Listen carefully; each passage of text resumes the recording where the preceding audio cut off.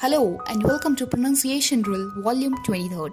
In today's video, we are going to learn some expressions which we can use in conversations. First, we are going to talk about expressions used for making requests.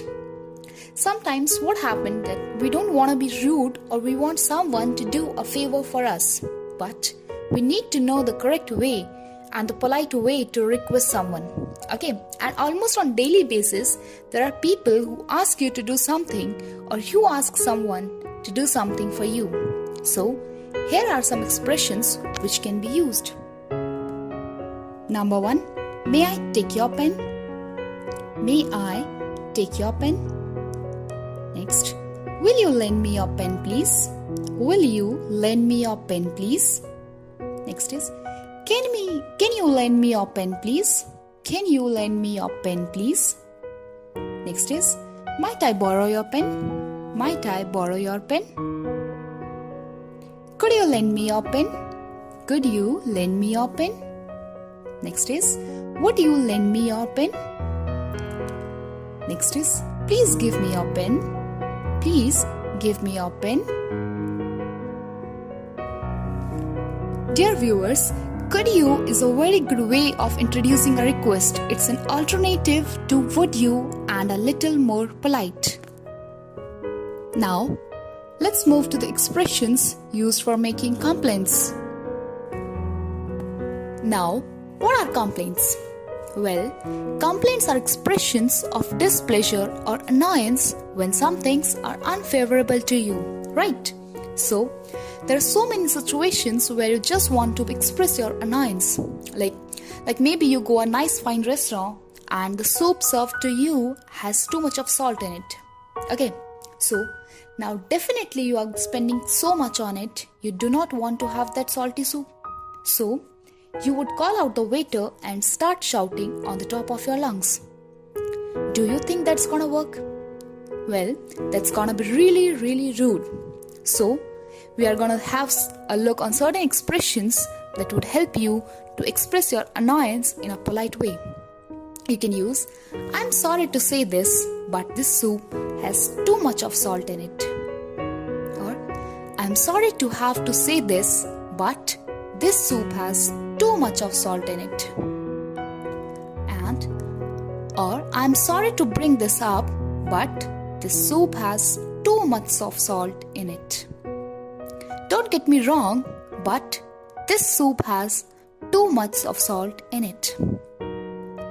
We can say, I request to bring you kind notice that this soup has too much of salt in it.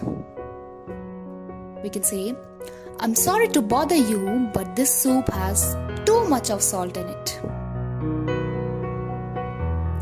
And we can also say, don't get me wrong, but I think this soup has too much of salt in it. Next, we are going to learn some phrases that we could use when we want to know some information or we are asking for some information. So, let's see the phrases. Could you tell me when the next bus leaves?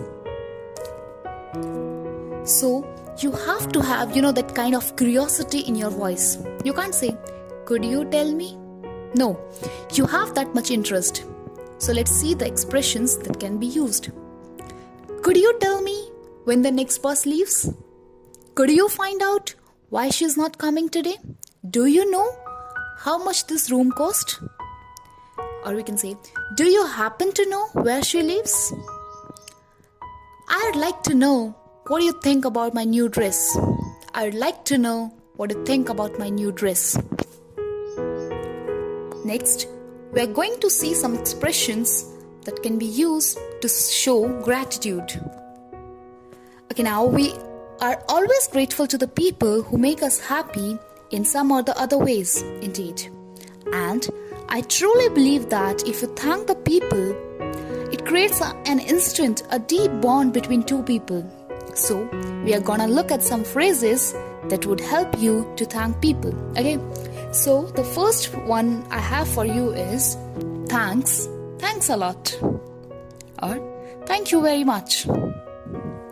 We can say very kind of you, or So nice of you. So nice of you. I'm really very grateful to you. I'm really very grateful to you. We can say, I'm obliged to you. Or, you're really great. You are really great. Or we can say, you have been a great help. You have been a great help. Moving further, let's see some expressions which we can use to show surprise. Now, there are situations, some unexpected situations where we have no clue what to say, be it native speaker or English learners. We do fall short of words.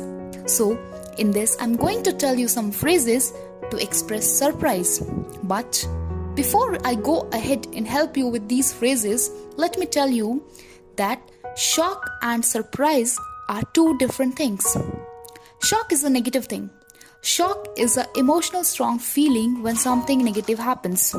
And whereas surprise is more towards a positive situation.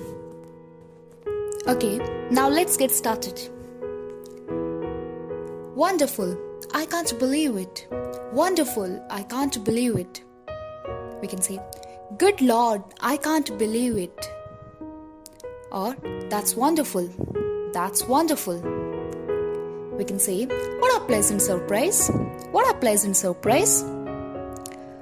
We can also say, my goodness, how on earth could this have happened? My goodness, how on earth this could have happened? You must be joking. We can also say, you must be joking. Or, who would have thought of such a result? Who would have thought of such a result? That's all for today's class. Thank you, everyone.